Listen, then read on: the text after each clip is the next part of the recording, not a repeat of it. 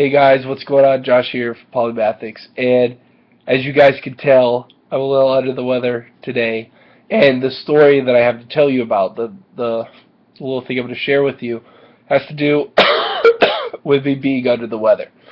So, right now I'm taking a speech class in college, and last night I had the opportunity to go to the doctor's, take a note, and basically tell my teacher, hey, I can't give my speech tonight, pass.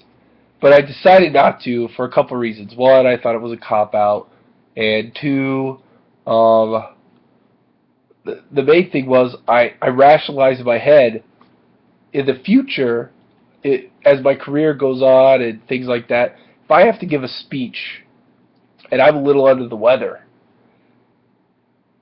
I want to have the reference point to tell me if I can do that or not, right? If I'm capable of that. And if I don't do that, I'll never know. So even if I failed miserably, at least I would know, okay, for future reference, this is a bad idea. But I had to know. I really wanted to know, how would I perform under this kind of pressure? And so I went there fully intending to actually give 2 speeches last night, but I only ended up having to give 1 because I had my dates wrong. The other thing was we were going in an order, and I was supposed to go at a certain time, but lo and behold, the person before me had left. So I actually had to go earlier. But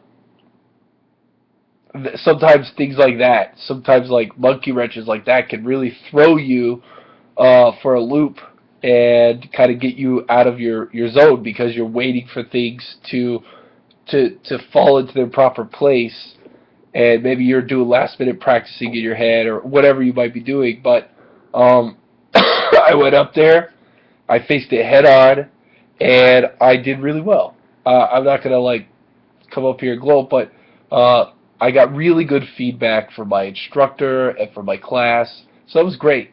And moreover, what it gave me was a reference point now where I can go back anytime I'm faced with a similar situation, whether it's, some unexpected turn of events where I have to speak earlier, or if I'm not feeling well or up to par, I know that I can still deliver a speech.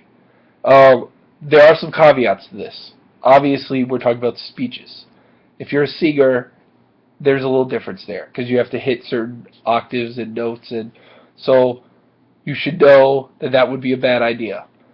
And the other thing is, if you're deathly ill, if you can't think straight, or if you've lost your voice and you can totally not speak, that's a different thing. And actually, so my voice is worse today than it was yesterday. And this brings up another thing. If you're coughing your head off, that probably would distract the audience. But last night I was actually not as bad as I am today. And so I went ahead with it, and it went really well. And so my suggestion to you is, now I'm coughing all the time. My suggestion to you is, even if you end up failing or doing bad or make a mistake, do it so that you have the reference point.